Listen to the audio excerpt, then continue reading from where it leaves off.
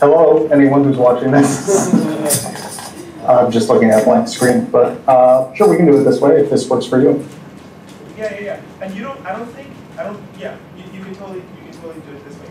We can hear you with phone, so you can just put your, phone down and just Okay, but I won't be able to. Oh, gotcha. I won't be able to hear you if I do that. Okay, so class, I want to introduce you to Ben Luther, who is a reporter for the economics blog of the Wall Street Journal. And Ben and I met this summer when he carried an article that was written by Mark Chunk of Students at Clemson. And Ben, I've asked the students to write the economic blog on an article by C.C. Rushton-Princeton on vouchers. And I wanted you to, in like 5 minutes or so, just to tell them a little bit about the importance of blogs, how to write them, and just anything you want to share. You have free reign. Sure. Well, thank you very much for. I'm going to put away the phone in case there's an echo. Yeah, I'm happy to be here, and thank you for having me. As you said, I'm a reporter for the Wall Street Journal. I write about economics, so I write, in this case, for the Real-Time Economics blog, which is one of our offerings. I also write for the print newspaper, for our Dow Jones Newswires. I write a lot of different stuff. But one of the important things we do is write for Real-Time Economics, which is a blog that it's sometimes hard to distinguish where the line is between an economics article that might go in the paper and a blog post, and sometimes our blog posts do go in the paper. But generally speaking, the blog posts are a little more informal. They're a little more aimed at a general readership than Wall Street Journal story, which is definitely aimed at one of our subscribers. It also might be a little wonkier, a little nerdier. We sometimes nerd out on the blog because it gives us space to use graphics or use links to really enhance when we're writing about some trend in the economy or some research. And so I cover academic research for us, and that's how I came to know you and write about your study. I write about maybe twice a month, maybe more, about new economics research that's out there, often through the NBER working papers. And when I'm reading through working papers and other bits of research, looking for something that I can write for the blog, I'm looking for something that's going to be interesting to non-economists. I'm looking for something that, if you don't know how to make a DGSE model, or you don't really care about round 6 in some academic fight, you might be interested in these findings. You might be interested in getting some context around this new research.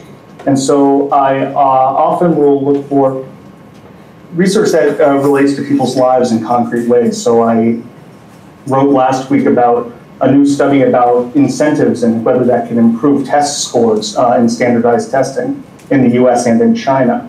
And that story did quite well on our blog. It did a lot well in terms of readership because it's a subject that a lot of people are interested in. Even if you're not interested in the economics of it, you might be interested in education if you have kids, or if you're interested in US competitiveness in math and science, you might be interested in it. And when I'm writing the articles, I first make sure that I fully understand the research, which isn't easy for me. I'm not an economist. I don't have a lot of academic training. So I often read the papers, read them carefully, and then try to get on the phone with the economist who wrote it to make sure I understand the conclusion, make sure I understand the analysis, that when I describe it, I can do it clearly and accurately, and most importantly, translate it into sort of layman's terms so that people who aren't economists can read it and understand it. And yeah, I will write the article, try to put a snappy headline on it. That's how we drive a lot of our traffic to stories, is through headlines.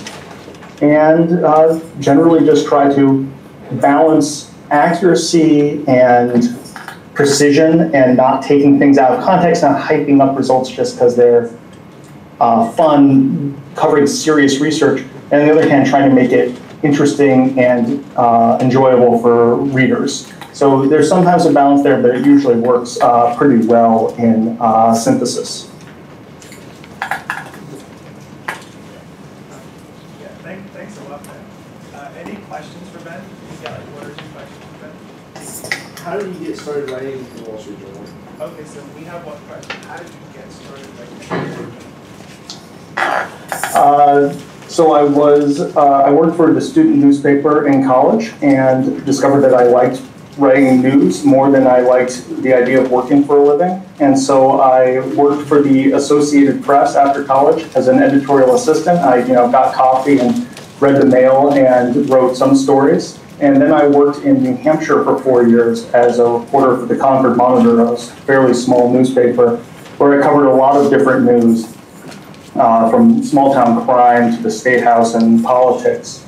And after 4 years there, I moved to the Journal in Washington, where I joined the team that covers the Federal Reserve and then on to the team that covers economics.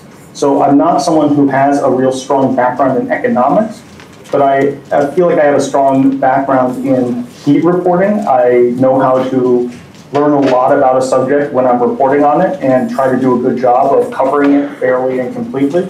And I think that a lot of reporters are the same way. You don't see a lot of economics PhDs on the economics reporting team of the Journal.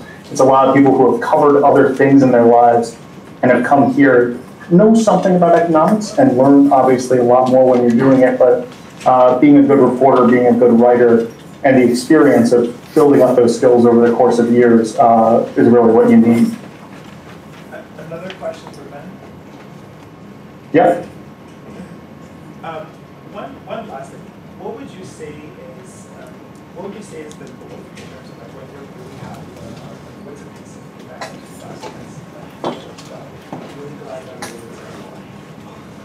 you really Usually I think about an article as being a success if the person I wrote it about isn't angry, doesn't say I got something wrong, and if I get some kind of feedback from readers that they enjoyed it or found it interesting or it changed their minds about something or they learned something about it. And sometimes that's in the form of just seeing that it gets a lot of readership and that readers are sticking around on it.